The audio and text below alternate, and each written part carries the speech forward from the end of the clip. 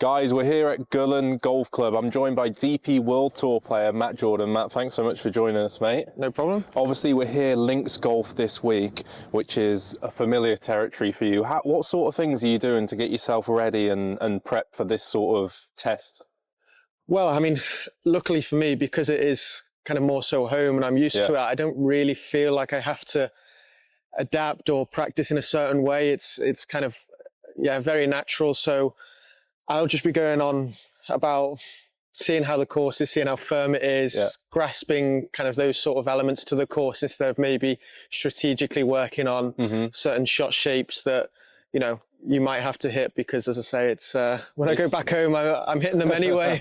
It's so different, isn't it, for you, like those string of tour events that you've had in the last sort of month or so, to come in here to where it's so baked out, so firm. And obviously the guys that are watching this won't be able to tell how windy it is because of these clever microphones, but it obviously is so windy. So what sort of things would you do straight away in your head when you're coming into an event like this, just to keep the ball flight down and get some control over that golf ball? Yeah, I think one of the key parts that I see in terms of like good links players and then people that probably haven't quite grasped it just yet is certainly how to control your flight in terms of whether that's ball position, whether that's taking more club swinging softer. It's it's a very individual thing, but being able to do that whilst working on start lines, I feel like that is such like an important and integral part of links golf. Okay, because the amount of times that you see guys kind of start it, they know it's windy and they'll just start it even too close to the flag, and all of a sudden, as soon as there's a tiny bit of wind, it's gone. So,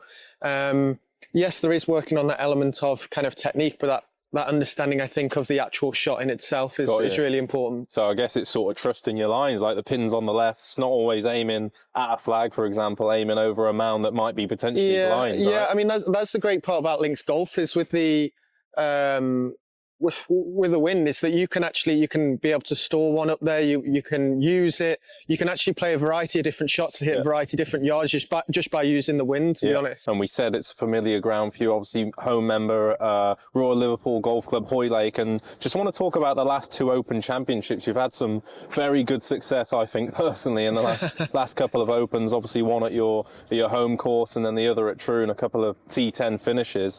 What do you think led to your success in such big events like the Open? I don't think there's a light bulb moment to it, unfortunately. I don't think there's a magic trick that I can just give out, but I think one thing that I've said that I think the Opens do is that they focus you so much, certainly, more so the majors, but for me, obviously playing the Open, certainly at Hoylake, is it focuses your mind so much that you're just so bothered about executing each individual shot that although the moment and where you are is fantastic, because I put so much pressure on myself, as I say, that each individual shot I'm trying to just hit as well as I possibly can, because it just feels like there's more pressure on it.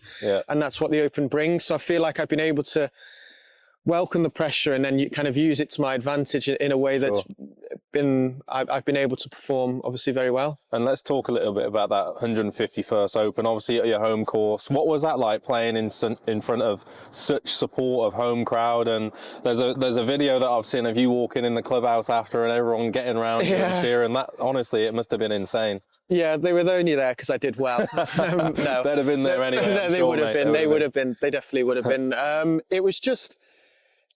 It was that kind of like almost, to me, what felt like that superstar kind of famous, everywhere I went.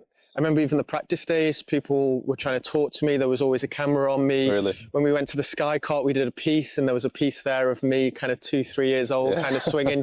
So there was so much more stuff that went on about just me as a person and the course and everything like that, which was, that was the thing that was so different and do you think compared to a normal event. Did that help you that week? Do you think having all that support and that camaraderie, cameras and everything on you, did that help you, or did it kind of just block everything else? Yeah, it was nice, but I think because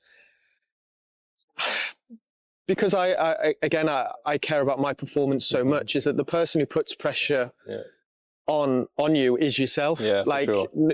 You have obviously all kind of maybe the outside commotion it brings with, but because I wanted to do so well at my home track, like that's what took precedence. So it was kind of fun to do, but I don't think it necessarily factored in some way, shape or form to what happened in the end, I guess. Got you. And of course you are. I'm gonna say you're a links golf specialist. So we're gonna head over to the practice ground in a moment, and I'm gonna get myself a few little tips, and I think we're gonna do a few challenges along the way. Should we go get the clubs? Yeah, let's go and do it. Let's do it.